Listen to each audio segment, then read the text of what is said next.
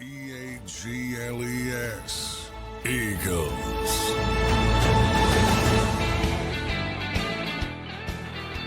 Welcome in, everybody, to a Wednesday edition of Birds 365 as I return back home to the studio here to give you guys another 2-hour edition of the show. Johnny Mac, how you doing on this Wednesday morning, brother? Doing well. Got the never-ending cough, but trying to get through it. Anybody have any remedies, please hit me up because I've tried everything. Tea with honey? I'm sure you've tried that if you've Tried that, yeah. That's a common one, John. Yeah, not working. No. But we'll get through it. We'll get through it. Good stuff, Johnny Mac. John, we got a full show planned today. We got two great guests for the great people. Sorry if my mic sounds a little off right now. I'm trying to work on the other one. I'll get that up for you guys in a second. We'll have Mike Gill early in the show and Brandon Lee Gouton late in the show. So a full Wednesday slate for you guys as we usually do. And then Johnny Mac, Howie Roseman and Nick Sirianni spoke yesterday at the Combine. I'll start with Howie Roseman. Some of the things that stuck out to you, John. He mentioned a lot of different things. A lot of people now speculating who will be back, if anyone will be back. Sounds like a lot of change is coming. And Howie asking the fans for patience through the offseason. What were your takeaways from Howie Roseman's comments yesterday? Boy, Howie's been around long enough to know he's not getting that. He probably looks in the mirror and says, hey, guys, look what I gave you. But you're not getting patience in this town. I'll tell you that. So he can ask for it, but he's not going to get it. But he's been preparing people for a while, trying to prepare people that this is going to be a little bit of a different offseason, not the splashiest offseason like last year turned out to be. A little bit unconventional. He warned people about that, talked about the evolution. Right. Texting with people that were there off podium. He was much more compelling than on podium. No surprise there. Looks like Zach Baun's the guy they want to get back, which makes sense to me. I don't know how you sit through that season and watch what he did for that defense and come up with any other conclusion. So I think the Eagles are right, and that's not typically what they do. So that's when Howie said things might look a little different than they typically look. And that's, they're going to try to pay a linebacker, and they're probably going to have to wave goodbye to defensive front people, which is not the way the Eagles typically do business. So he talked about evolution. I think that in this case is a synonym for Vic Fangio more than anything, leaning on Vic. And, Vic's, for those who don't know, his expertise way back before he became a coordinator was off-ball linebacker. So nobody knows the position better. Nobody teaches it better. That's why you kind of saw not only career seasons from Zach Baun, but career season from Nakobe Dean, career season from Lauren Burks when he was out there playing. I think Vic has a lot to do with that.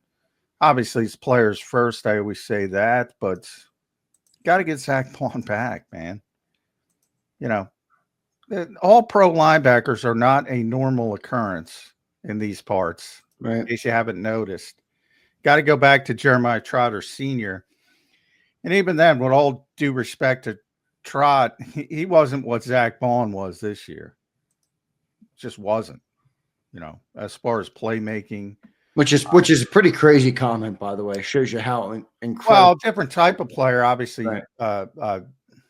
Not Jeremiah Trotter Jr., but his father was a big, physical, different game at the time, a downhill linebacker.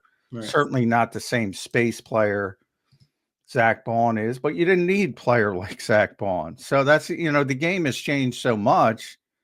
Zach Baun probably wouldn't be good in that era, and Jeremiah Trotter Sr. probably wouldn't be good in this era.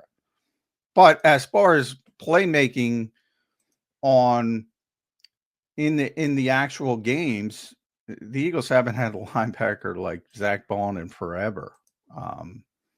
Impactful plays almost week in and week out. So they got to bring him back. And, Howie should have probably tried to get it done during the season. He's mentioned a few times that, they were having such a good season. You don't want to upset the apple cart. You want to say, well, I'm going to extend this guy, but I'm not going to extend this guy and so forth. That can create some issues. So So I get it from that standpoint. He mentioned the same thing back during the Super Bowl 52 season. I remember him talking about that. And, you know, it's a little bit more difficult when you're having that kind of special season. And they probably rarely are going to lose some money because of it. Going to have to pay him a little bit more, but they got to pay him. And then, you know, it looks like Milton Williams is going to get priced out. Looks like Josh Sweat is going to get priced out. And, you know, I think Mekhi Becton is sort of wait and see what the market is. But I think they want Mekhi back. So I would say Zach Bond's definitely going to be back. 95%. They're going to get it done. Mekhi Becton, 60-40, they get it done. I would say Milton and Josh are under 50%. Josh is under 50%. We'll see what happens, John. Honestly, I think what you just said is a breath of fresh air in terms of thinking about it in that way. I think a lot of people listen to Howie, John, and their takeaway was he's not signing Zach Bond back. There's going to be differences on the team, and it might not look like what conventional thinking would say. Now, I know from the Eagles' perspective, you laid it out beautifully, where conventional thinking for them is sign the defensive lineman and let the linebacker walk. But I think right now there's a feeling of the obvious line of thinking is, well, sign back Zach Bond. The way Howie said it, I think people looked at that and were like, Jesus, he's not going to bring back any of the 4 free agents. I don't think it would be crazy for someone to listen to Howie yesterday and come away with that thought process. Now, I think the way you explained it makes a little bit more sense, but is there a chance people are right? He's not going to bring back any of these 4 guys? No, zero. I would say zero chance of that. He's going to bring some people back. He's going to bring some people back, but you can't bring everybody back. And I mentioned again, off podium, he mentioned something about a layered, a layer cake, and talking about sometimes you got to replace the layer. You still got to have the foundation, but you got to replace the layers on top of it. Right. You're going to lose some players. And he's mentioned that, when you have so many good, accomplished players that you have to pay, and they've already paid them, think about all the guys they're paying on the offensive side of the football from a standpoint of Jalen Hurts and Saquon Barkley and A.J. Brown, Devontae Smith, even on the offensive line, Landon Dickerson, Lane Johnson, Jordan Mailata, et cetera. They got to get something done with Cam Jurgens. We'll see how that – they got to pay a lot of people. And for the second consecutive year, Howie mentioned the same thing about playing young players. You're going to have to do more of it. They did more of it. It worked out beautifully. They're going to have to continue to do that, because when you're paying that many stars, that means you need younger players to fill in. And this year worked perfectly, and that's maybe part of the patience, because the odds of another group of rookies coming in and performing like Quinyon Mitchell, Cooper DeJean are probably not great, to be honest, but that's the way you have to do it. You can't. I think the assumption is, I forget everybody's got a podcast now, but somebody said the Eagle, I think it was Joe Burrow. Well, the Eagles pay everybody, essentially. And no, they don't. They pay, It was Joe Burrow who said that. Yeah. They don't pay everybody, and you're going to see that this offseason. You can't pay everybody. But they pay, they've made the right decisions on who to pay and who to keep around to this point. And it's always a fluid situation. But you can't just say pay everybody. Yeah. I think, John, there's some beauty in that comment, just in the sense of that's how good everything worked for this team this year. That people come away observing the Eagles and they're like, man, they pay everybody. They do everything right. Their roster's amazing. Their GM's amazing. Their coaching staff's great. They're in people's The outside perception of the Eagles right now, though, John, is that they are the best organization right now in football with the way they operate. And you're hearing that from a star quarterback in Joe Burrow. I think it's pretty impressive, but I hear what you're saying. Yeah, they're in people's heads. Yeah, so if Eagles fans want to spike the football on something, they're in people's heads. You look at the Myles Garrett stuff; they're in people's heads. Yeah, they are. Like everybody's like, oh, the Eagles better give up a decent amount for Myles Garrett. They're talking about collusion and tampering and blah, blah, blah. Banning the tush push. Eagles are, instead of doing it the way you should do it, like I said yesterday on the show, you know, you now boil it down to one play, and you're not going to pass that. Right. You know, but you can get pushing out of the game if you just did it the right way. And it eventually, I guarantee it eventually will be removed from the game. But if you boil it down to one play, by the way, the Eagles don't even use that much from a statistical standpoint. They're in people's heads. Think about how many times the Eagles run the tush push in the season compared to total offensive plays. You know, don't make it 3rd and 1. Don't make it 4th and 1. How about that? Probably But you're boiling it down to one play. You're boiling it down to one play, and it becomes a thing. The Eagles are in people's heads, man, in this league, significantly. It's a great way to put it. They really are in people's heads.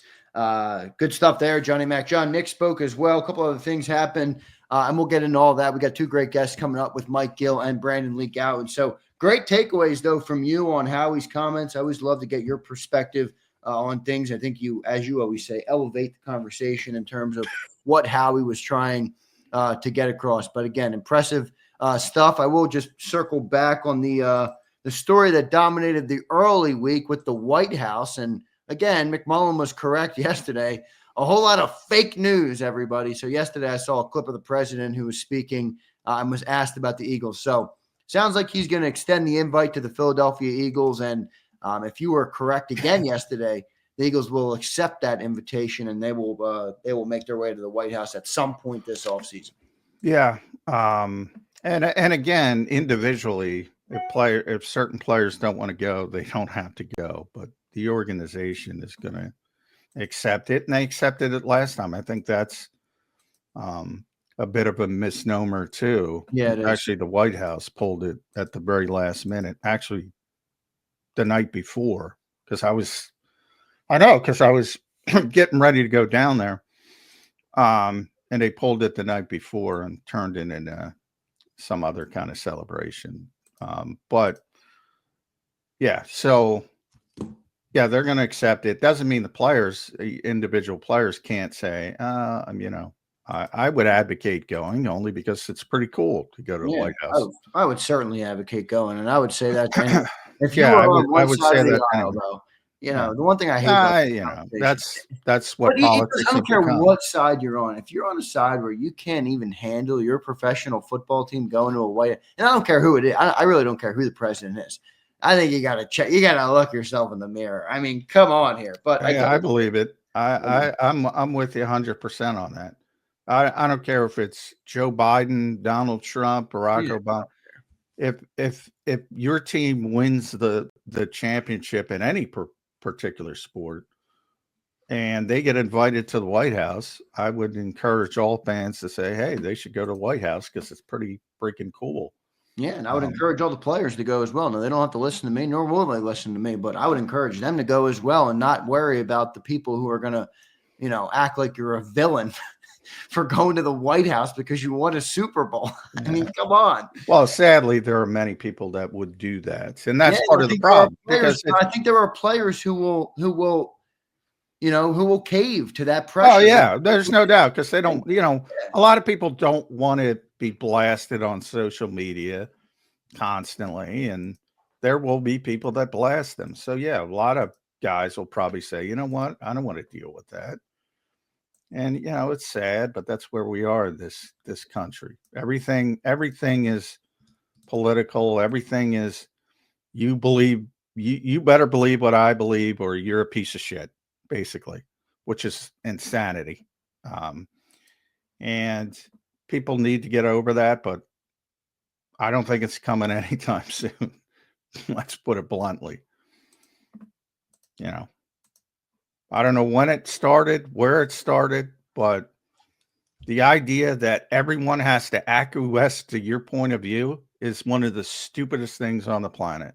Yeah, that's fine. That's fine. And then Dirty Air brings up a good point. He says it isn't always about pressure. Some people stand on their morals. That's fine if that's what they believe, Dirty Air. But I hope it's for that reason and not for the pressure reason. But A lot of reasons. Yeah. But your moral conviction is tantamount to agreeing with someone else's moral conviction and that other person's views. To too many people, not everybody, but to too many people, if you don't agree with their views, well, this is family people. You've seen family not talk to each other because of politics. That have, and largely they argue over issues that have no bearing on them whatsoever. But I don't want to go down this route. But just understand that you can't expect everyone to agree with you with everything. I'm not talking to you. I'm talking about everybody in general. If you believe that, you're the problem. You're the problem. I agree. Good stuff there, Johnny Mac. So we'll see what the Eagles end up doing with that. It does seem like they will get an invitation from the White House, though. That early report was fake news, everybody, as the word I used yesterday. So we will move on from that. And then we recap the Howie Roseman comments, which, I thought John recapped beautifully. So good stuff there from Johnny Mac. We'll get to a quick commercial break. I'm not going to take a break. I'll just give you guys the live read for BetUS, and then we'll get to our man Mike Gill joining us now. So let's get to Mike Gill. Before I do that, I want to tell you guys about the great people at BetUS. Go and check them out. It's betus.com.pa. That's betus.com.pa. Use that promo code YouTube150. You get 150% sign-up bonus on your very first deposit. You get 125% on your second and third deposit, all up to $2,000. So deposit less and bet with more at BetUS. Go to betus.com.pa. That's betus.com.pa. And a big thanks to them for sponsoring the 2-hour show today here on Wednesday, February 26th. Let's get the